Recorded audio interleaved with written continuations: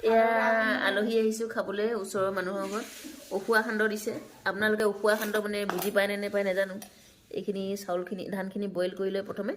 তাৰপিছতে চাউলখিনি উলিয়াই পিনে ভাজি পিনে চাউলখিনি আকৌ এইটো পিঠা নিচিনা মেচিনত দি দিয়ে আৰু ইয়াত টিফিন দি দিছে আমাক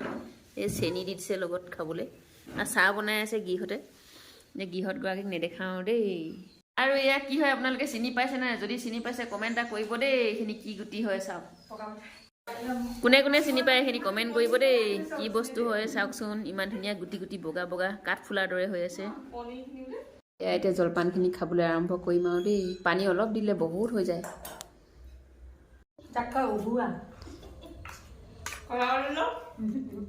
উখোৱা নে উহুৱা কছাৰী মানুহ আমি উহুৱা বুলি কওঁ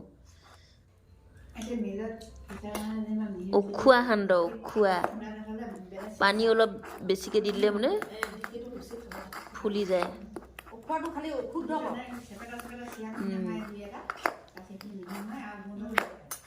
বহুত আঠা যে পানী আৰু দিব লাগিব ন